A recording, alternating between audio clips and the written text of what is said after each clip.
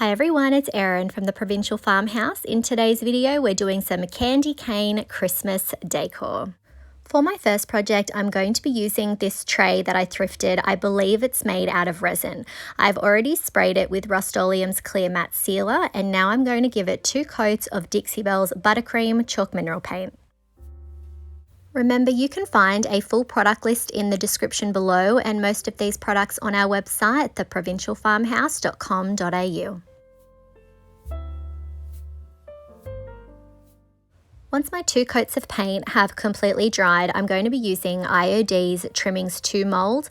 They have this lovely rope trim that you can cast that looks very similar to candy cane. I was inspired to use this particular style of trim as candy cane by a photo I saw on IOD's Instagram page by Salty Harbour Treasures. So you can see I'm just working that clay into the mold and then using my thumb to push the excess clay out against that micro rim. Then I'm going to carefully pull that out, and I'm going to have to make quite a few of these. We're going to be putting it around the top rim of the tray, so I'm going to keep making them until I have enough. And when it was time to do my last piece, I just cast a partial bit of the trim so that I could fit it in the excess space that I had to try and finish off the design.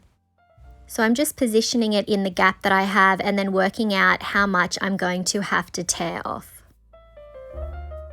I'm then going to use a quick set wood glue on the back of each of my pieces to glue them down. I'm also adding glue to the parts where the trim connects with the other piece of trim.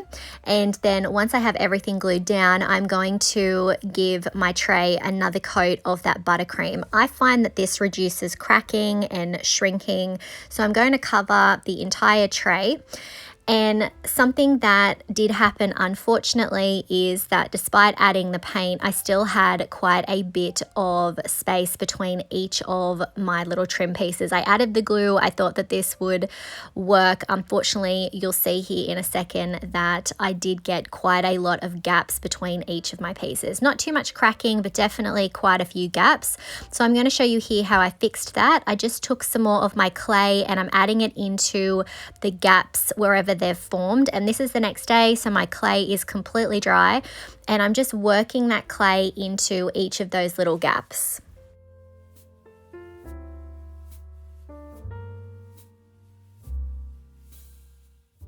Once I have all of the gaps filled, I'm going to allow them to dry for several hours, and then I'm going to add a couple of coats of that buttercream so that we can match up that tone.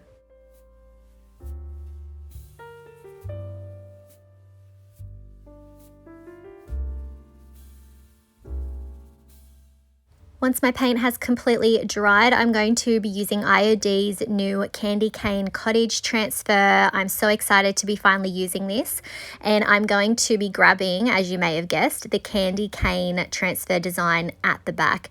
This is absolutely perfect for this tray, so I'm just going to position it in the center where I want it to go, and I am going to have to trim off those excess swirls in the corner. I can save those and use those later. They won't fit, and honestly, I don't think we need them because of the beautiful shape of this tray and because we've added that trim that we're going to make look like candy cane. So I've got it trimmed out to the size I want.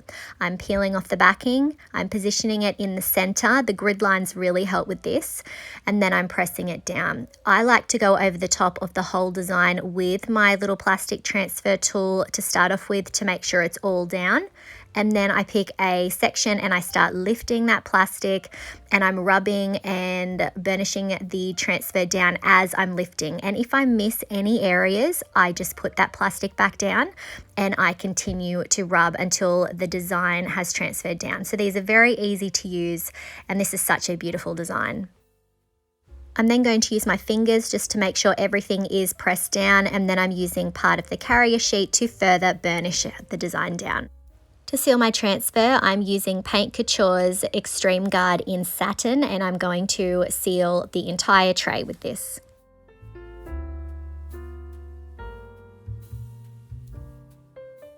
Once that clear coat is dry, I'm going to be using Dixie Belle's Muscadine Wine as my red today, and I have a small artist brush, and I'm going to be adding it to that rope trim that we laid down, and I'm going to be adding that red to every second piece. And this was quite fiddly, but if there was any areas that I went out of line, I was able to use a wet wipe to wipe up any errors. I don't mind if this isn't perfect. I'm definitely going for a vintage look. That's my favorite way to create. So it doesn't matter if each of these little sections aren't perfect, if they're not the same size, I'm just gonna go with it. Once my red is completely dry, I'm going to use that same satin clear coat to seal everything in. Once that's dry, I'm going to be using some of Paint Couture's Van Dyke Brown Glaze, and I'm going to be using a brush, and I'm brushing it on to the tray, getting it into all of those cracks and crevices. I know a lot of you might be having a little bit of a heart attack now. Don't worry, I'm coming in with a wet wipe now and wiping back most of the excess. I really don't want this to be super heavy, but I do want this to have a vintage feel, and I want that glaze to work its way into the details to achieve that look. Now, if this isn't something that you don't like that aged look, you would leave this step out. If you don't have access to this particular glaze, a brown wax could definitely work, or you could create a paint wash with a water-based brown paint.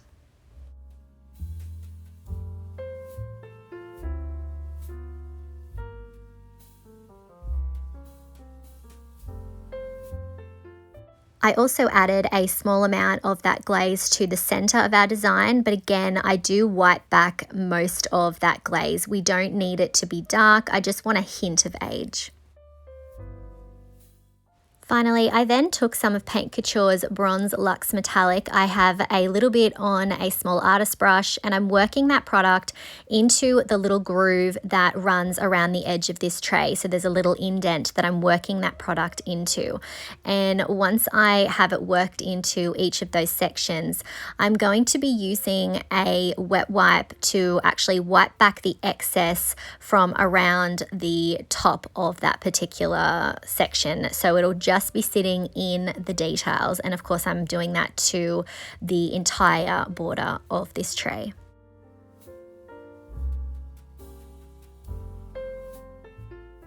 And here's our finished candy cane tray.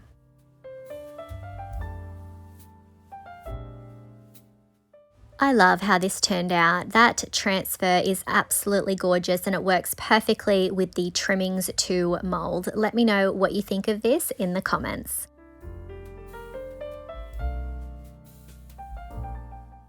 For our next project, I'm going to be using this little wooden rolling pin. I picked it up for about $2 at the thrift store. My first step is to give it 2 coats of Dixie Belle's Buttercream Chalk Mineral Paint. I'm going to paint the entire rolling pin and let it dry.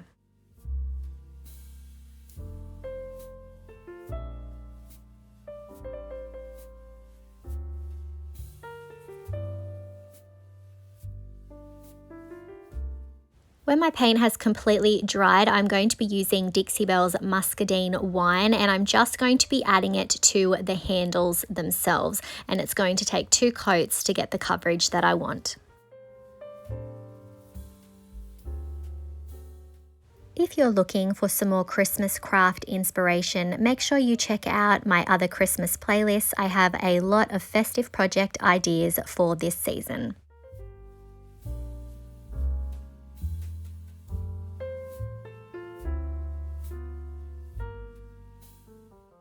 While my paint is drying, I'm going to be using IOD's new Ginger and Spice Moulds.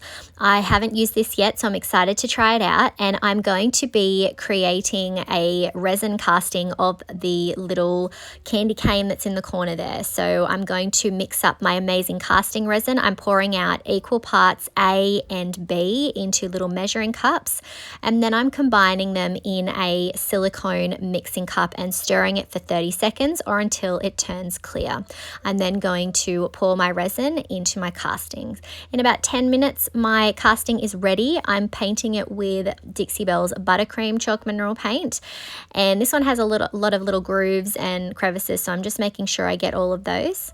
And when that's dry, I'm using that same muscadine wine on a small artist brush to paint in the stripes on our candy cane. This was definitely a little bit fiddly, but definitely worth it. As I said, there are little grooves that you can use as a guide, and you could definitely seal your white paint first and then add the red like we did with our first project. Honestly, I was just really impatient, so I just went for it today. While my candy cane is drying, I'm going to take out my letterpress stamp, and I want to spell out the words candy cane. So here you can see I'm just lining up the letters near my rolling pin to work out how they're going to fit. I'm then going to be positioning them on a thin mount. I'm using those grid lines to help me keep them straight. I'm then inking up my stamp with IOD's permanent black ink. I'm then going to position it over the top of the rolling pin, and when I have it in position, I'll carefully press down. Now this is a little bit of a curved surface, so definitely take your time with this and always have one hand holding that stamp in place while the other applies pressure. And I missed a little bit there, but I'm just going to go in with my letter E and touch that up. It's pretty easily fixed. I'm then going to spell out the word candy on my thin mount again, inking it up with that IOD permanent black ink, and then positioning it where I want it to go and pressing down. I probably should have left a bit more of a gap between the two words, but doesn't matter. Again, we're going with it. We're not being fussed with something like that. And then I'm lifting the stamp up, and I just love these stamps. You always get a beautiful impression. I'm then adding some of Dixie Belle's Juniper Chalk Mineral Paint to this little bell casting that I made. I will link it in the description below. And once the green is dry, I'm using some more of Paint Couture's Luxe Bronze Metallic just on those little bells, and then I'm going to let that dry.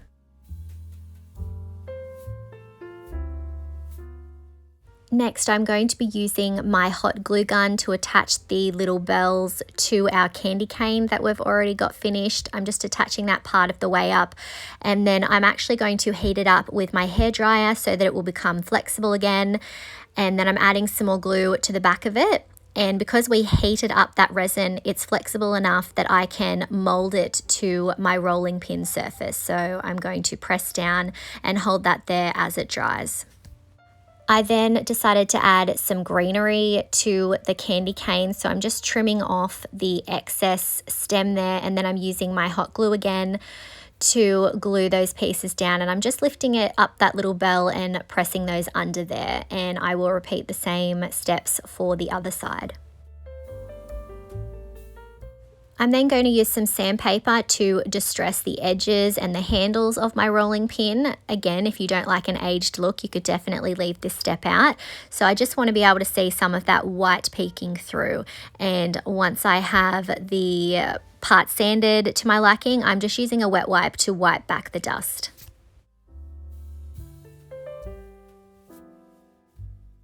I want to add a little bit of sparkle to this project, so I'm adding some of Paint Couture's satin top coat to the little bell, and then I'm adding a little bit of glitter.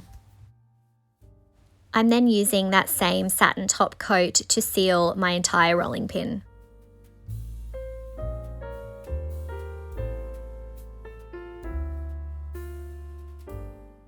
And here's our finished candy cane rolling pin.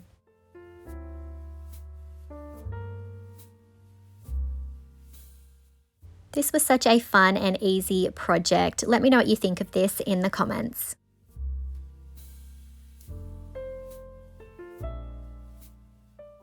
For our final project today, I'm going to be using this little ornament that I had in my stash. I'm taking the top off, and then I'm adding a paintbrush to the little opening there so that I can hold onto it. And I'm going to be using Dixie Belle's Buttercream Chalk Mineral Paint over the top, and you can see I'm just using a little makeup sponge to dab that product over our ornament. This will give us more of an eggshell finish. and it will reduce the brush stroke look. So if you're someone who doesn't like brush strokes, this is perfect for that. So I'm going to continue to dab that product all over the ornament until it's completely covered, and it's going to take 2 coats to get the coverage that I want. When the 2 coats of paint are dry, I'm going to be using the Candy Cane Cottage transfer again, and I'm going to be cutting out these lovely candy canes from my transfer pack. These are so beautiful and I'm so excited to be using them. So I'm going to trim them out, and then I'm going to carefully peel off the backing and position it on my ornament. I did position them on a little bit of an angle to make sure that we got that design all on there. And then I am just going to be rubbing the transfer down in sections. Because this is a rounded curved surface, I'm going to get a few little wrinkles here and there, but you can see I'm just working in sections and rubbing that design down, and then carefully lifting that plastic and just repeating those steps until I have all of that image on my ornament.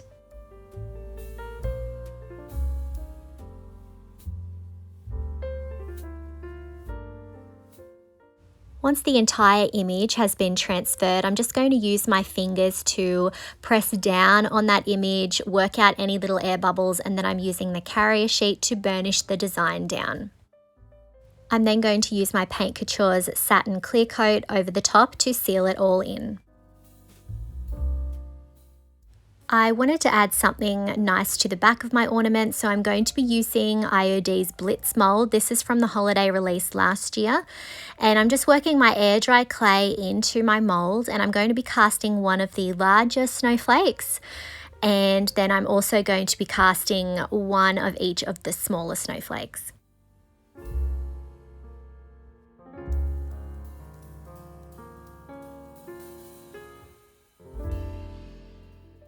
I'm then going to be using my quick set wood glue on the back of each of those castings, and I'm going to be gluing them onto my ornament. So I'm positioning the larger snowflake in the center of the ornament, and then I'm going to have one of the little snowflakes on each of the sides, so just sitting around that snowflake.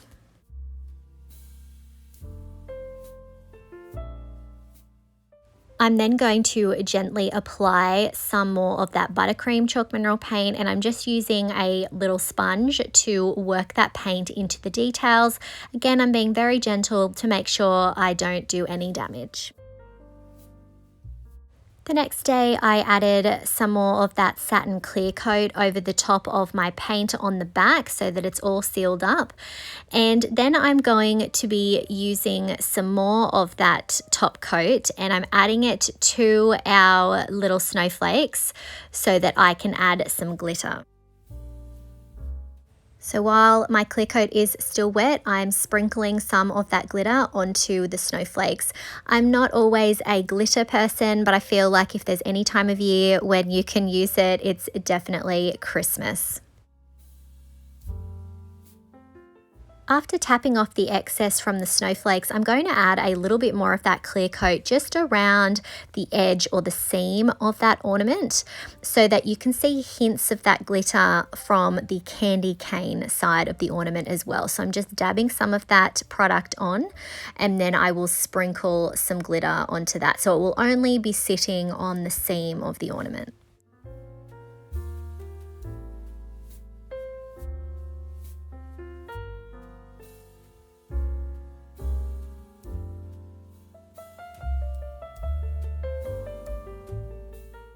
After tapping off more of the excess, I'm going to add the little silver hanging attachment back to the ornament, and then I'm going to use some green velvet ribbon to the top for hanging. I felt like this green went really nicely with the red in the candy cane transfer. And here's our finished candy cane ornament.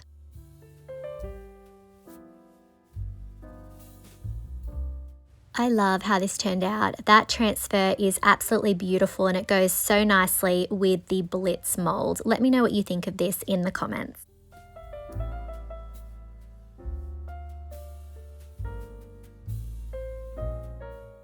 I really hope that you've enjoyed today's video and that it's inspired you to create some candy cane themed Christmas decor for your home. Let me know if you had a favorite project from today.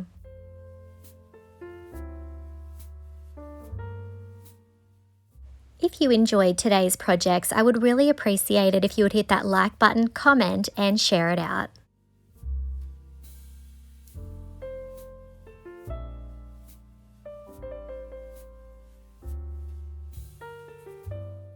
If you haven't already, I would love it if you would hit that subscribe button and the notification bell so that you don't miss out on any of our videos.